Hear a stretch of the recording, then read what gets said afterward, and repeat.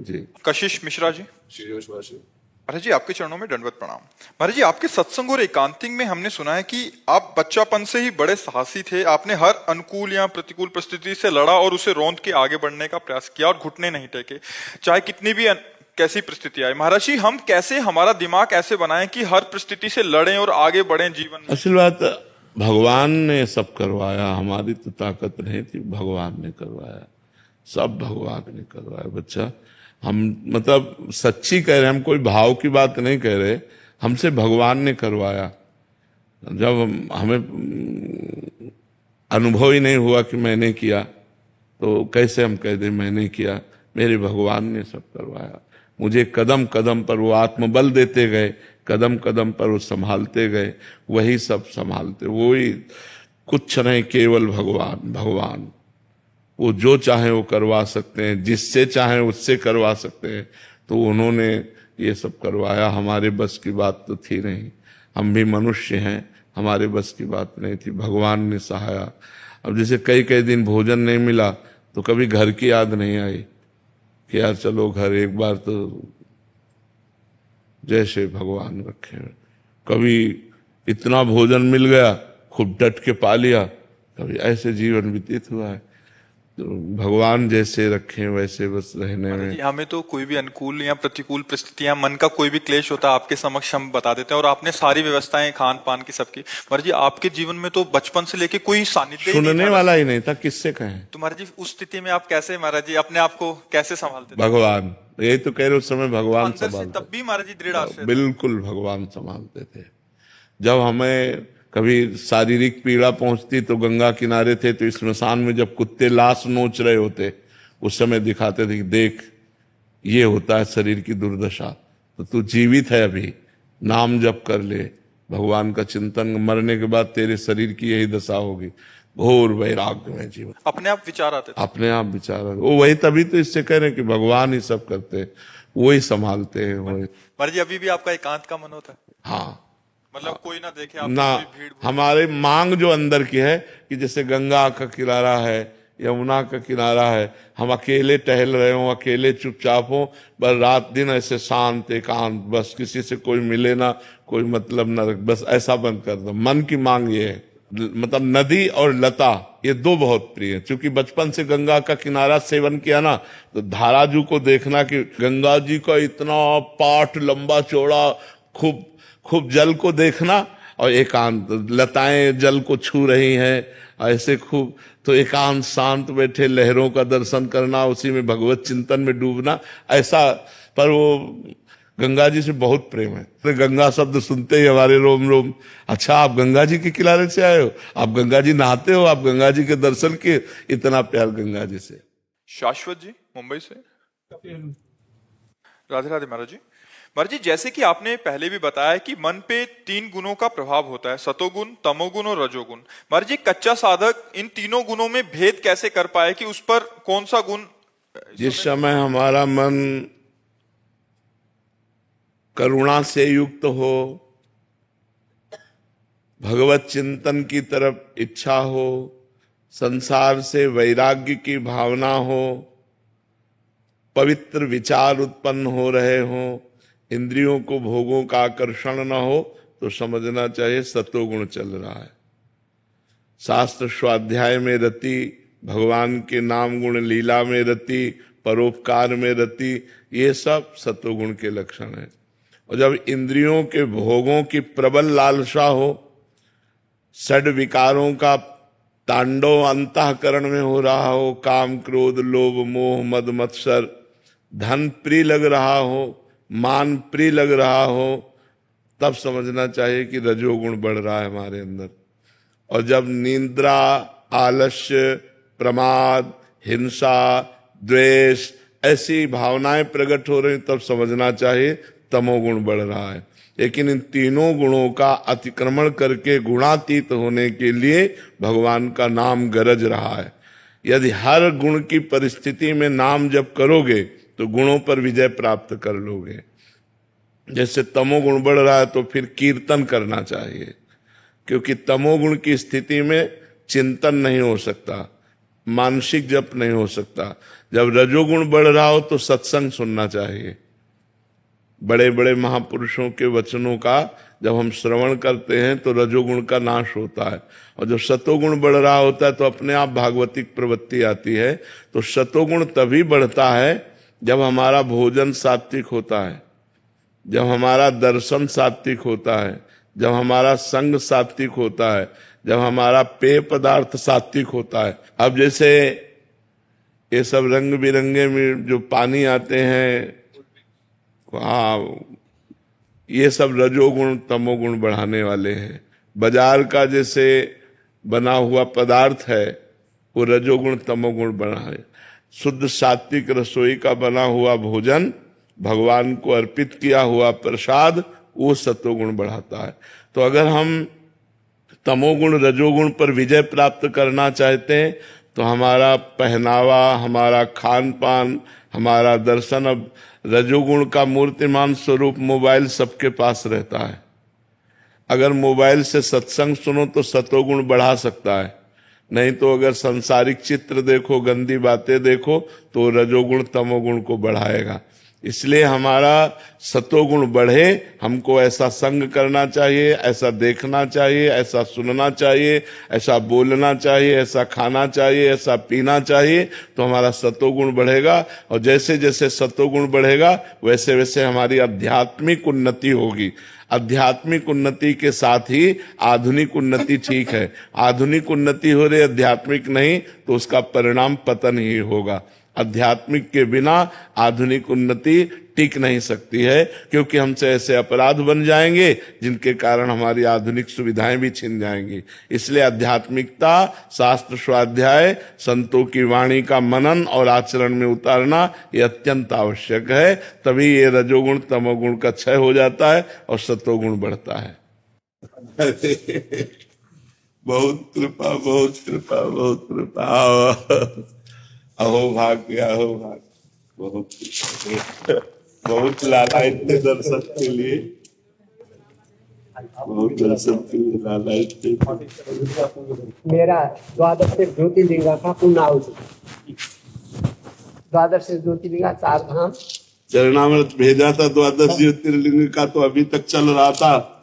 अब देखो कृपा करके लाए हो। हाँ, फिर माता बगलामुखी का, माता पीतम्बरा,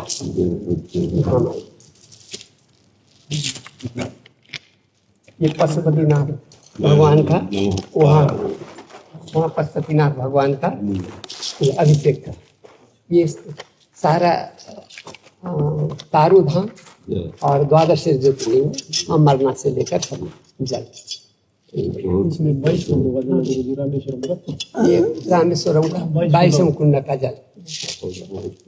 और आपने ये निहाल कर दिया है ये पूरे भारत के तीर्थ, सारे संपूर्ण तीर्थों का प्रसादी। इसलिए आपके सारे भारत के तीर्थ यही आते हैं आपके लिए, सारे तीर्थों का अर्पण हो।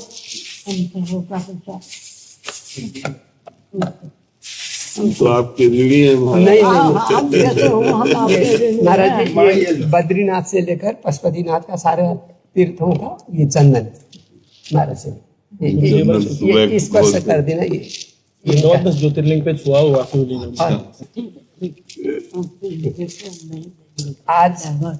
आज मेरा द्वादश ज्योतिर्लिंग 4 धाम का पूर्णाहुति, और पिछला बार होना था, वो हो नहीं सका स्वास्थ्य के कारण महाराज श्री का, तो इसीलिए आज मेरा द्वादश ज्योतिर्लिंग पूरा हुआ, 4 धाम हुआ, और पशुपतिनाथ में 10 महाविद्या यज्ञ का, और महाराज श्री का दर्शनों से मेरा आज पूर्णाहुति हुआ। और मैं प्रभु मेरे भगवान, ये माता जी, और ये माता जी अमेरिका से, ये जो नहीं, मैं जमीन में बैठा, महाराज जी को सुख मिलेगा। प्रभु मैं महाराज जी का काशी विश्वनाथ जी का, काशी विश्वनाथ जी। आज बहुत हृदय आनंदित हूँ आप। आज मेरा मूर्तिमान तीर्थ स्वरूप हो आप, मूर्तिमान भगवत स्वरूप आप, मूर्तिमान। आप विराजेंगे तो महाराज जी विराजे। महाराज जी नीचे वहाँ- बैठेंगे। नहीं, महाराज श्री वहीं विराजे, मैं यहाँ बैठूंगा। इस पवित्र रज, पवित्र दर्शन और महाराज श्री का आशीर्वाद, मैं हर दिन कुर्सी में बैठता हूँ, जहाज में भी उड़ता हूँ, ये कहाँ मिलता। इसीलिए ये तपस्या था, ये तप था कि ये तप आज मेरा, मैंने यही सोचा था कि मैं जब द्वादश ज्योतिर्लिंग और 4 धाम होगा तो फिर 10 महाविद्या यज्ञ काठमांडू पशुपतिनाथ में, तब महाराज श्री का दर्शन करके जल अर्पण करूंगा, तभी मेरा पूर्णाहुति होगा। ये आज मेरा पूर्णाहुति सफलता हुआ। आप जो महापुरुष हमें अपना आशीर्वाद दे रहे हैं, इसीलिए हम जीवित हैं, नहीं तो हमारी किडनी फेल, हम कब मर जाते। ये तो केवल आप सिद्ध महापुरुषों की कृपा से हम जीवित हैं, सिद्ध महापुरुष। आप प्रभु अजर अमर है और आप जुग जुगांतर हम लोग को कृपा पर आशीर्वाद प्रदान करते रहे और हम लोग आपका चरण का धूल लेकर के हम लोग मोक्ष गति प्राप्त कर सके। जिनको आपकी चरण धूल मिल गई वही महान हुए, वही पावन हुए। ये आपका वात्सल्य है कि आप जैसे माँ बच्चे को गोद में बिठाती है और अपने जमीन में बैठकर, ऐसे आप ये जमीन में बैठकर माँ की तरह वात्सल्य करके हमें पुष्ट कर रहे हैं। आप कृपा कर रहे हैं महाराज जी, आप बहुत कृपालु हैं, करुणामय हैं। जैसा संतों का स्वभाव और महिमा देखी शास्त्रों में, वो प्रकट आप में देखने को मिल रही है। किंचन मात्र कहीं अभिमान नहीं, किंचन मात्र कहीं गर्व स्पर्श नहीं, और इतना सब महान कार्य। और देखो, प्राणों का पोषण अन्न से होता है।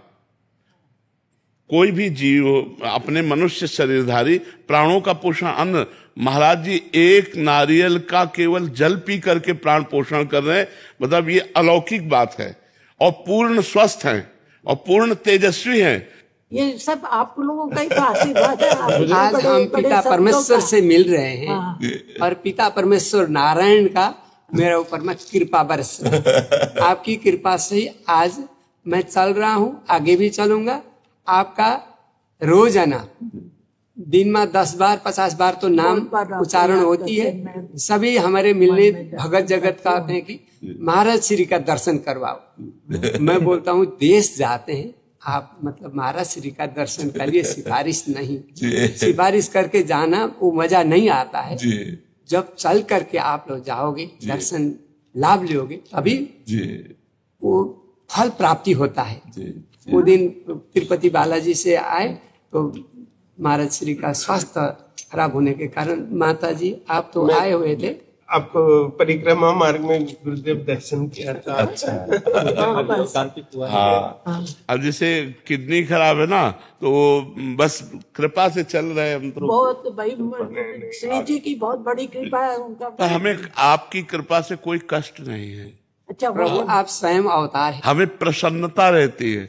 आप संतों की कृपा से हमको एक अपार सुख रहता है। हमको ये सब किडनी फेल और ये सब हमें कोई डिस्टर्ब नहीं कर पा रहा। हाँ, महापुरुषों की कृपा से हम डिस्टर्ब नहीं है। सच में आपको तो हमेशा बहुत प्रसन्न देखते हैं, देखते रहते हैं ना, इतना अच्छा लगता है कि इतने साल से किडनी में प्रॉब्लम और इतने खुश है।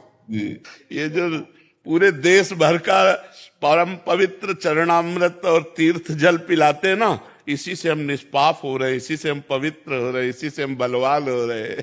भगवान अभी आपको अभी एक बार श्री जी कामाख्या को माँ का जल ले करके आऊंगा।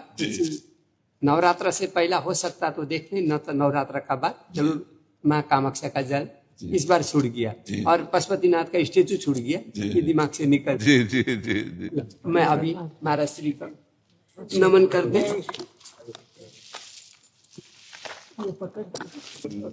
महाराज आप आशीर्वाद कृपा बनाए रखें, सुस्वस्थ रहें।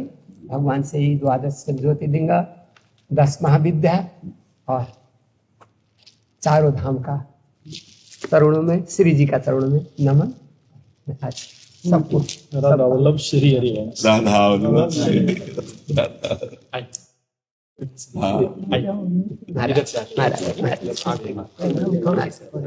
सब छोड़ दिया। बहुत 1 साल से कार्यालय नहीं गया पार्टी के, और ये सब बदल गया, शरीर का पूरा रूप रंग सब। बिल्कुल। जीवन का लक्ष्य यही है कि भगवान से अपना संबंध जो है वो जागृत हो जाए, वो दृढ़ हो जाए, निरंतर भगवान की स्मृति में प्राण छूटे, भगवान की स्मृति करते हुए प्राण छूटे और जय जय की प्राप्ति हो। यही जीवन का लाभ है। यहाँ तो सब झूठा खेल है, यहाँ का झूठा खेल है। ब्रह्म सत्यम जगन मिथ्या, सत्य है तो भगवान सत्य है, उसी के चिंतन में लगो। ये बड़ी कृपा हुई, नहीं तो ये व्यवहार ऐसा है कि चिंतन नहीं हो पाता। व्यवहार बहुत बहुत